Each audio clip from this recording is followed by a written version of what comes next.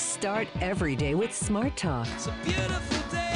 Smart Talk Mornings with Elisa Jaffe and Mark Christopher on the new Smart Talk 570 KVI.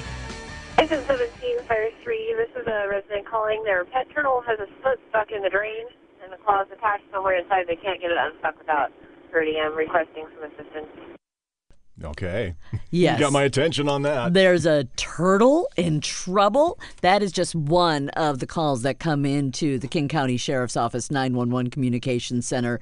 That one is a non-emergency, but there are some that are emergencies, and there are some that are just downright hilarious. And Melanie Brown and Diana Pardo-Patterson are with us. They are dispatchers with the Communications Center.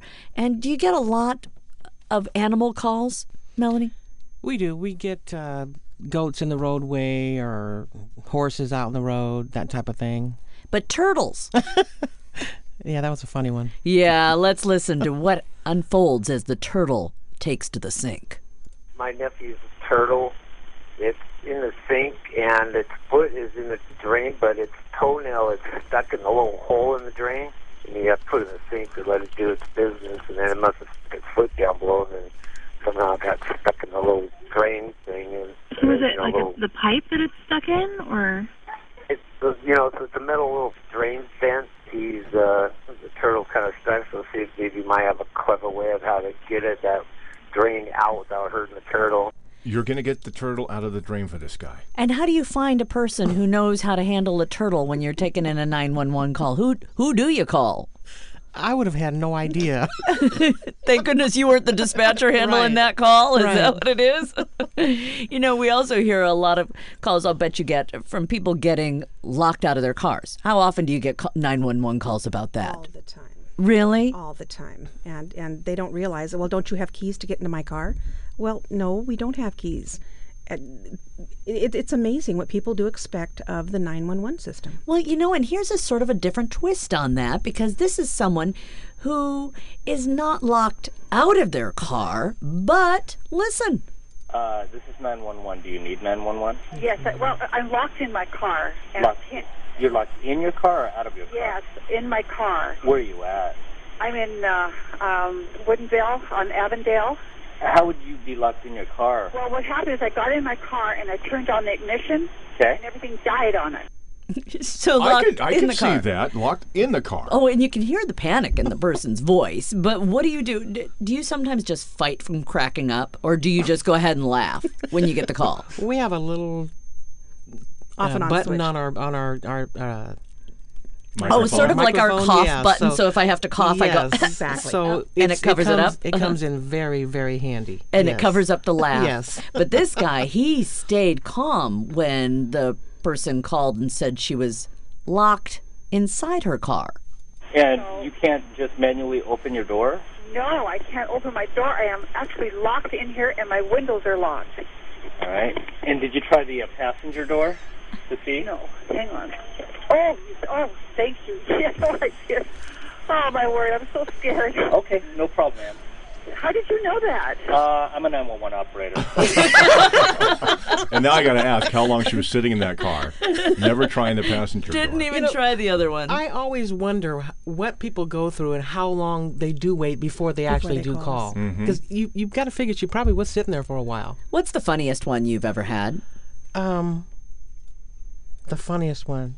Well, it's probably the coffee cup thing that I had a couple of days ago. Oh, that just came in. And what were you thinking? This person calls in. It was great. And what did you think when they called first? Well, we'll set it up and then we'll play your 911 call. I was obviously working the non-emergency line, so you can be pretty casual over there and not have to rush, that type of thing. And when she first was saying there was a coffee cup in her yard, I was like, okay, it's another crazy lady. That's what I was thinking. Well, but then you hear about the coffee cup, and it's quite the coffee cup. It was funny. Hi, good morning. I was just calling to find out if anybody has reported a large, giant-sized mocha cup missing from their coffee stand. Wow. I don't know. How big is it? It's huge. It's about as tall as I am. Really? I'm 5'2", and it's probably 4'9". Wow. And there's a straw that goes above my head. Not that I'm aware of, ma'am. And what do you do, Melanie, when there's a missing coffee cup and a call to 911 here in King County? Well, believe it or not, I mean, that's obviously been stolen from some business, so it's a found property. So I typed up a found property detail, and a couple officers went out, and they ended up having the public works people come and pick it up, is what they did. And returned the cup to its rightful... I don't know who it belonged to, so I don't know if it's on their public works property or if they actually found where it belonged. So there is an answer at least. Okay, Diana and Melanie, you've worked 911, and you've been together how long? 25 years. Plus years. 25 plus years, and you're still able to do this job and do your thing, help the community. This has got to be a little perk in the job, I would think, to have calls like this. Mr. Christopher, you just don't know us, do you?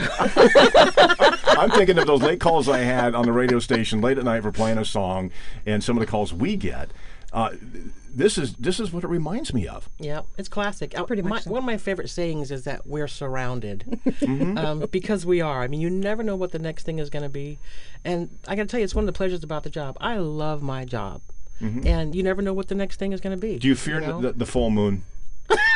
Well, see, I do. I don't answer phones on full moon. You hear about that all the time, but stop and think about it.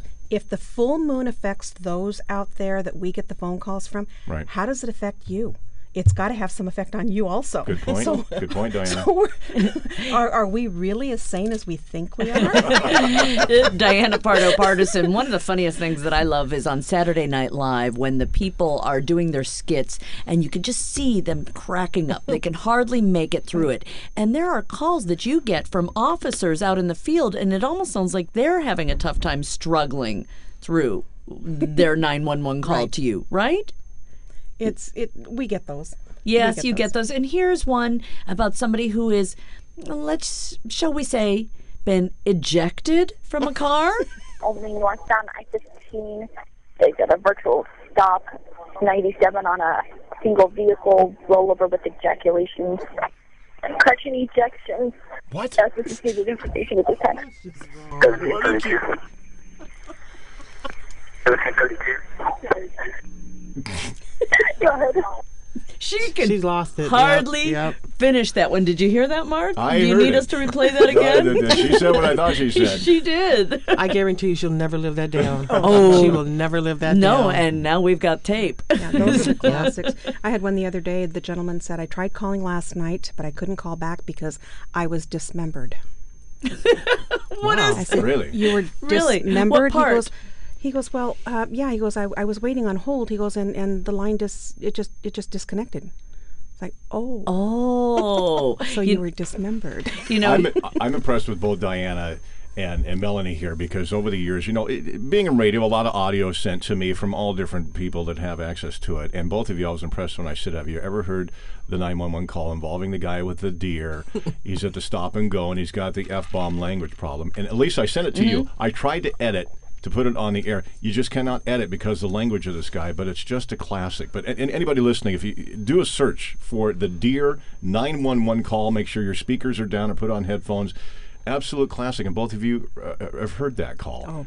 But And, here's one. Here's another one that just came in, and it came into the King County Communication Center, and it's a 911 call, and the dispatcher is trying to see how she can help the caller. Let's listen.